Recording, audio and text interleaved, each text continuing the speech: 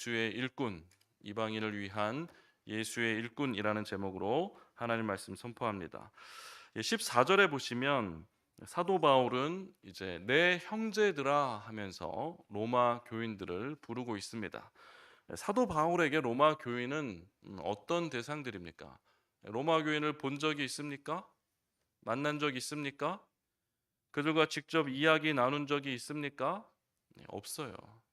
본 적도 없고 만난 적도 없고 그들 교회 상황을 사실 정확하게 알고 있지 못하지만 사도 바울은 내 형제들아라고 그들을 친근하게 부르고 있는 거예요.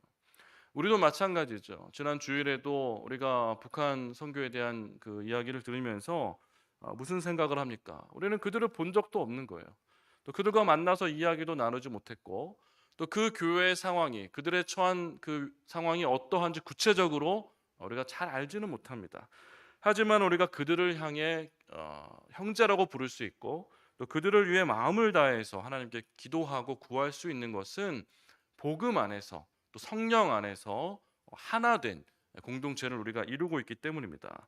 성령이 하나 되게 하신 것을 믿고 우리가 우리에게 주어진 여러 형제들을 위해서 날마다 기도를 끊이지 않는 우리 모두가 될 수 있기를 주님의 이름으로 축복합니다. 이 사도 바울은 이제 칭찬을 이어나가는 거예요. 어떤 칭찬을 이어나가냐면 한 번도 본 적이 없지만 어느 정도 듣고 그 교회의 상황을 이해하고 있기 때문에 이러한 칭찬을 하는 것이죠. 무엇이냐면 너희가 스스로 선함이 가득하고 모든 지식에 차서 능히 서로 권하는 자임을 나도 확신하노라 이렇게 칭찬하고 있는 거예요. 이런 칭찬 우리가 듣기를 원합니다. 선함이 가득하다는 거예요. 하나님은 선하신 분이고 또 예수님도 선하신 분이고 또 그리스도를 믿는 모든 자들도 그 마음에 선함이 있어야 될 줄 믿습니다. 악에게 지지 말고 선으로 악을 이기라 했던 것처럼 우리는 악으로 가득 찬 세상을 살아갈 때에 참으로 빛과 소금의 어떤 직분을 맡은 자로서 선으로 악을 이겨내고 선으로 악을 선으로 바꾸어 가기 위해 몸부림치는 크리스찬이 되어야 할 줄 믿습니다. 거기에만 그치는 것이 아닙니다. 모든 지식이 차서 그러니까 마음도 따뜻하고 마음도 하나님의 선으로 가득 차야 되지만 머리도 지식으로 가득 차야 된다는 거예요. 하나님을 아는 지식으로 가득 차야 한다는 것입니다. 지금 로마 교인들이 그렇다는 거예요. 근데 또 여기에만 그치면 안 돼요. 마음도 따뜻하고 선으로 가득한데 교회에 나와서 계속 세상 얘기하고 또 자식 얘기하고 어떻게 하면 투자를 잘할 수 있는지 어떻게 하면 돈을 잘 벌 수 있는지 뭐 이런 얘기들만 하면 안 되잖아요. 여기서 이제 뭐라고 이야기하냐면 마지막으로 능히 서로 권하는 자다 이렇게 이야기하는 거예요. 그러니까 하나님의 선함으로 하나님에 대한 지식으로 가득 찬 자들은 교회 공동체 안에 모여서 우리가 반드시 나누어야 할 것은 하나님의 일을 나누어야 하는 거예요. 나의 삶을 통해서 나의 일주일의 삶을 통해서 하나님이 행하셨던 일들을 나누어야 합니다. 그리고 그것을 서로 권면하고 권하여서 우리가 믿음 안에서 말씀 안에서 견고하게 세워질 수 있도록 서로를 독려하는 그러한 믿음의 공동체가 되어야 하는 것입니다. 이렇게 로마 교회를 향하여 로마 교인들을 향하여 사도 바울은 칭찬을 하면서 이제 이야기를 또 덧붙입니다. 15절에 보시면 그러나 내가 너희로 다시 생각나게 하려고 하나님께서 내게 주신 은혜로 말미암아 더욱 담대히 대략 너희에게 썼노니라고 기록합니다. 그렇습니다. 이미 로마 교인들이 선하고 지식도 가득 차 있고 어떤 서로 이렇게 능히 권하는 어떤 그런 교회 모습을 가지고 있기 때문에 그들에게 무엇인가 새로 가르쳐서 알려줄 것이 없다고 사도 바울은 이야기하는 거예요. 자기 자신을 낮추면서 로마 교인들을 조금 높여주는 상당히 겸손한 태도인 것이죠. 베드로 사도도 그렇게 이야기했습니다. 베드로후서 1장 12절에 보시면 그러므로 너희가 이것을 알고 이미 있는 진리에 서 있으나 그렇죠? 베드로 서신을 받는 그 교회 성도들도 이미 진리에 서 있으나 사도 베드로는 이렇게 이야기합니다. 내가 항상 너희에게 생각나게 하려 하노라 하면서 이 편지를 쓴다, 이 말을 하고 있어요. 그러니까 사도 바울도 마찬가지예요.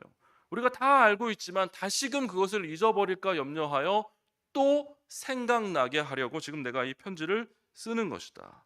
그런데 그 편지를 쓰는 것은 하나님께서 내게 주신 은혜로 말미암아 쓰는 것이고, 더욱 담대히 대략 썼다. 대략. 지금 이제 이 편지가 좀 길잖아요. 긴데 대략 썼다는 것은 신앙의 전반적인 내용에 대해서 다 쓰고 있는 것이 아니라 지금 어떤 한 주제, 특정한 주제, 우리가 잘 알고 있는 이신 칭의와 관련된 믿음으로 구원받는다는 특정한 교리에 대해서 지금 쓰고 있다는 것을 이야기하는 것이죠. 그러면 무엇입니까? 하나님께서 내게 주신 은혜로 말미암아 이것을 썼다라고 기록하는데, 그 은혜는 무엇입니까? 우리 구체적으로 16절에 나와 있는데 16절 말씀 한번 한 목소리로 같이 읽어보기를 원합니다. 같이 읽겠습니다. 시작. 이 은혜는 곧 나로 이방인을 위하여 그리스도 예수의 일꾼이 되어 하나님의 복음의 제사장 직분을 하게 하사 이방인을 제물로 드리는 것이 성령 안에서 거룩하게 되어 받으실 만하게 하려 하심이라. 아멘. 그렇습니다. 하나님이 내게 주신 은혜, 그러니까 은혜는 무료로 나누어 주는 선물이잖아요. 프리 기프트. 그러니까 우리가 아침에 지금 문 열고 나오셨잖아요. 집 문을 딱 열었는데 그 앞에 이따만한 택배가 와 있는 거예요. 뜯어보니까 아주 좋고 귀한 것이 들어있어요. 누가 보냈는지 몰라요. 정말 좋은 선물이 왔습니다. 아니면 어느 날 은행에 ATM기 가서 10,000원을 인출했는데 잔고를 딱 보니까 잔고가 갑자기 이만큼 늘어나 있어요. 이게 무슨 일입니까? 누군가 그냥 갑자기 내 통장에 돈을 넣어준 거예요. 마치 이런 것과 같다는 거죠. 그 은혜, 하나님께서 무상으로 우리에게 마치 기대도 하지 않았는데 주신 어떤 선물과 같이 그 은혜로 사도 바울도 받았다는 거예요. 무엇을 받았습니까? 우리가 지금 읽은 대로 이방인을 위하여 내가 그것을 받았다는 거예요. 이방인을 위하여. 솔직히 이것이 자랑입니까? 사도 베드로처럼 유대인을 위하여 받았으면 그냥 이스라엘 예루살렘에 잘 머물면서 편안하게 머물면서 그냥 늘 만나던 사람들 만나면서 늘 하던 이야기 하면서 그들에게 하나님 나라를 전하면 얼마나 좋은 거예요. 근데 사도 바울은 이방인을 위하여 그 은혜를 받아가지고 그냥 밤낮 없이 그냥 돌아다녀야 되는 거야. 어디에 정착할 수도 없고 그냥 계속 날마다 돌아다니고, 사도 바울이 편지를 많이 썼다, 서신을 많이 썼다, 신약 성경의 대부분을 기록했다라고 이야기하는데, 그가 예루살렘에 남겨진 유대인 성도들을 위하여 은혜를 받았다면 굳이 그렇게 편지를 쓸 일도 없었어요. 그러나 이방인을 위하여 자기가 은혜를 받았기 때문에 그렇게 많이 그냥 계속 다니고 또 썩 쓰고 보내고 해야 했기 때문에 어쩔 수 없이 그가 신약 성경의 많은 부분을 또 기록하게 된 것이 아닙니까? 참 이것이 자랑인 것 같기도 하지만 자랑이 아닐 수도 있는 거예요. 그러나 분명한 것은 나의 의지와 상관없이 하나님이 이방인을 위한 사역을 은혜로 선물로 주셨고, 그 직분을 지금 사도 바울이 최선을 다해서 감당하고 있다는 것을 지금 이야기하고 있는 것이죠. 이방인을 위하여 무엇입니까? 계속해서 그리스도 예수의 일꾼이 되었다고 이야기하는 거예요. 사람의 일꾼도 아닙니다. 베드로의 일꾼도 아니고 그리스도 예수의 일꾼으로 일하고 있는 것입니다. 그러니까 우리도 마찬가지죠. 우리도 누구의 일꾼입니까? 직장에서는 누구의 일꾼이 될 수 있을지 모르겠지만 우리 인생은 그리스도 예수의 일꾼인 줄 믿으시기를 주님의 이름으로 축복합니다. 아멘. 그렇습니다. 그러니까 우리가 교회에서 어떤 일을 맡고 있든지, 또 집에서 무슨 일을 하든지, 또 밖에 나가서 무엇을 하든지, 우리가 언제나 어디서나 어떤 자리에 있든지 간에 우리는 그리스도 예수의 일꾼으로 살아가야 되는 거예요. 그래서 우리는 불평할 것이 없습니다. 교회 안에서도 어떤 작은 직분을 맡고 그 직분 때문에 힘들다고 투정하고 짜증내면서 도저히 못하겠다고 이렇게 하시는 분들을 우리가 가끔씩 보게 되죠. 그러나 그것을 냉정하게 잘 돌아보면은 그 자가 그 일을 맡은 것이 누구에 의해서 누구의 일꾼으로 지금 그 직분을 맡고 있는지 그 의미를 잘 새겨본다면 그것은 굉장히 바람직하지 못한 행동입니다. 우리가 작은 일을 하든 조금 남보다 좀 굳은 일을 우리가 맡아서 하든 그것이 사람이 시킨 것이 아니라 예수님이 시킨 것임을, 그리고 우리가 그것이 내가 하고 싶어서 하는 것이 아니고 주님께서 나를 일꾼으로 부르셔서, 다른 사람을 부를 수 있지만 은혜로 하나님이 나에게 그것을 맡겨주셔서 내가 그것을 감당하게 할 수 있게 하셨다는 것을 우리가 깨닫는다면 그 굳은 일을 감당하면서도 우리가 쉽게 불평을 해서는 안 돼요. 물론 이제 뭐 가까운 사람한테 불평 힘들다고 이야기할 수 있을지 모르지만 여기저기 다니면서 뭐 그 일 때문에 내가 힘들다, 이렇게 그 불평을 쏟아내는 것은 바람직한 일이 아니어야 할 줄 압니다. 그렇게 사도 바울은 이방인을 위하여 그리스도 예수의 일꾼이 되었다고 이야기하는 거예요. 그러면서 하나님의 복음의 제사장의 직분을 감당하고 있다. 이게 얼마나 놀라운 일입니까? 복음의 제사장의 직분. 사도 바울이 제사장입니까? 사도 바울이 제사장이에요? 그는 제사장이 아니에요. 레위 지파가 아니니까요. 그는 베냐민 지파잖아요. 그 레위 지파가 아니기 때문에 제사장이 될 수가 없어요. 구약으로 치자면 제사장이 될 수가 없다는 것이죠. 그러나 사도 바울은 은혜로 하나님의 복음의 제사장 직분을 감당했다는 겁니다. 이것은 누구나 다 할 수 있는 겁니다. 하나님의 택함을 받은 자는 다 감당할 수 있는 직분인 거예요. 우리도 복음의 제사장의 직분을 감당할 수 있는 것이에요. 어떤 구약시대 제사장 직분은 레위 지파만 감당할 수 있는 것이지만 예수 그리스도의 일꾼이 되어서 하나님의 복음의 제사장 직분을 감당하는 것은 누구나 다 할 수 있는 것입니다. 사도 바울도 그것을 감당하는 거예요. 근데 그것이 어떤 것을 감당하는가? 나가서 말씀을 전하는, 가르치고 전하는 것입니까? 그것이 아니라 이방인을 제물로 드리는 것이 성령 안에서 거룩하게 되어 받으실 만하게 하려 합니다. 그러니까 복음의 제사장이 됐다는 것은 복음을 이방인에게 전해서, 복음을 예수님 알지 못하는 자들에게 전해서 그들이 하나님께 예배하는 자리로 나아오게 하는 것이죠. 그들에게 어떤 사랑을 전하는 것뿐만 아니라 중요한 것은 그들이 제사의 자리로, 예배의 자리로 나와서 그들이 하나님께 제물로 드려지는 그 일까지 우리가 힘써야 한다는 것을 이야기하는 것입니다.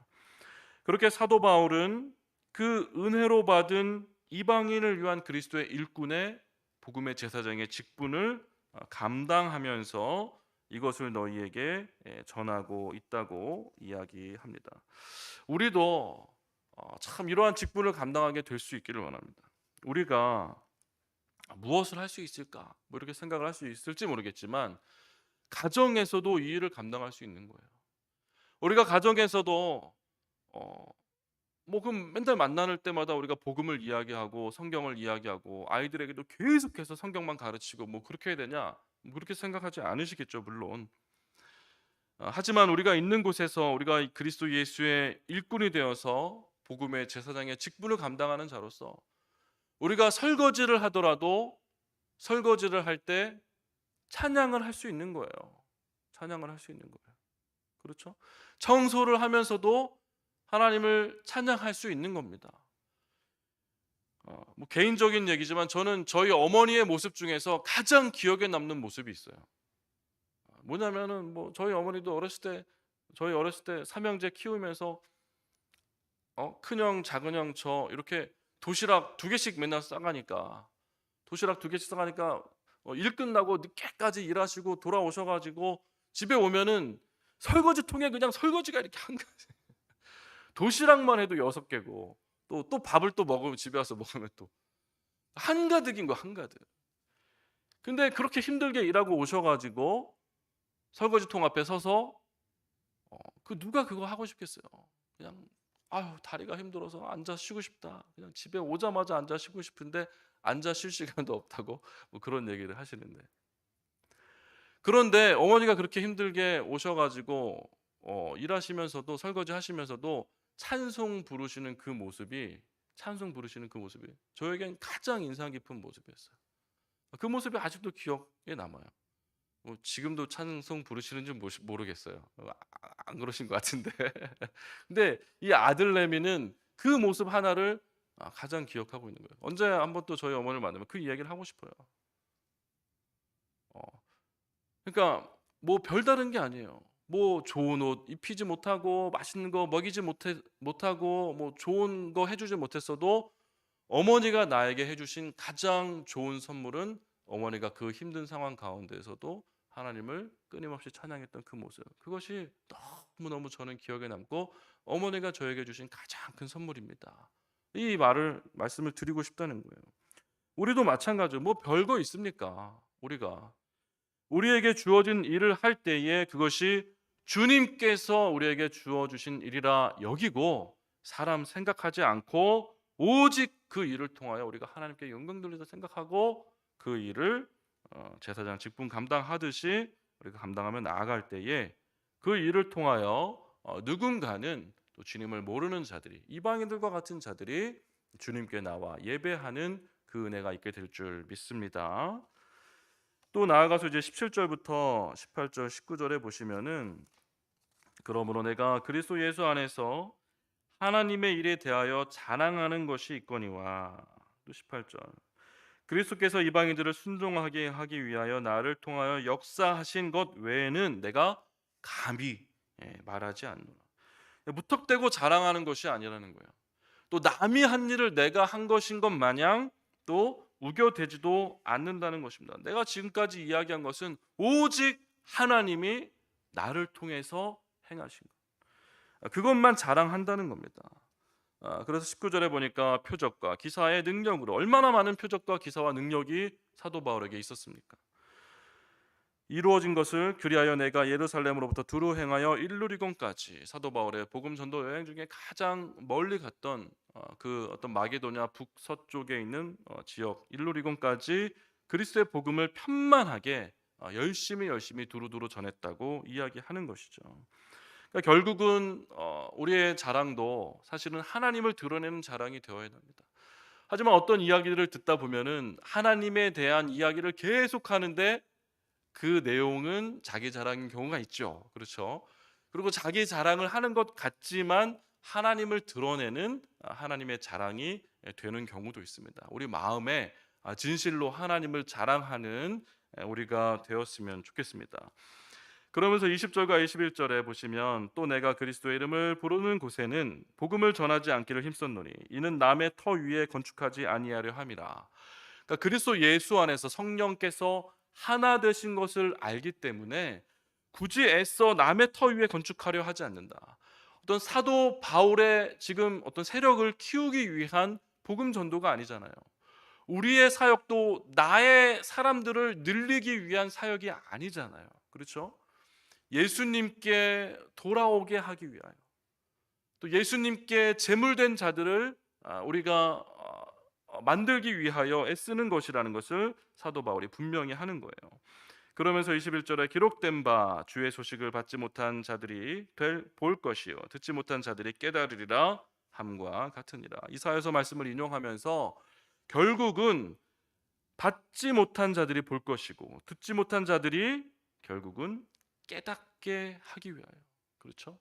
이 깨달음은 하나님이 주시는 은혜와 같은 것이죠. 하나님을 모르는 자들, 성령과 상관없이 사는 자들이 결국은 우리를 통하여서 그 복음을 통하여서 깨닫게 되고 한순간에 돌아오건 어떤 시간이 걸려서 하나님께 돌아오건 상관없이 그들의 깨달으면 돌아오는 거예요. 내가 지금 이렇게 살고 있는 것이 잘못됐다는 것을 깨달으면 인생의 방향을 바꾸어서 복음이 제시하는 그 방향으로 돌아오게 되는 것이죠. 그 깨달으리라 함과 같으리라 하는 것처럼 모든 것은 그 이방인들이 깨닫게 되어 주님께 돌아오는 그 생명 사역을 위해서 우리가 일하는 것이다 라는 것으로 사도 바울이 말씀을 마무리하고 있습니다. 자, 오늘 말씀을 마무리합니다. 우리도 복음의 제사장 된 직분임을 우리가 깨달으시길 바랍니다. 우리가 예수 그리스도의 일꾼이라는 것을 우리가 깨닫길 원합니다. 그것은 내가 원해서 주어진 것이 아니라 자고 일어나서 문을 여니까 아침에 한 보따리 이만큼 집 앞에 선물이 있는 것처럼 하나님이 우리에게 거저 주신 은혜로 우리가 그 직분을 맡은 줄 아시고 그 직분을 기쁨으로 감당할 수 있게 하여 주옵소서. 내 평생에 그 직분을 감당하며 그것을 통하여 하나님의 영광을 드러내고 생명을 주님께 돌아오게 하는 그 일에 우리가 쓰임받게 하여 주옵소서. 이것을 위해 기도하시고 부족하게나마 우리가 오늘 하루라도 그렇게 살아가며 기도할 수 있기를 주님의 이름으로 축원합니다. 같이 기도하시겠습니다.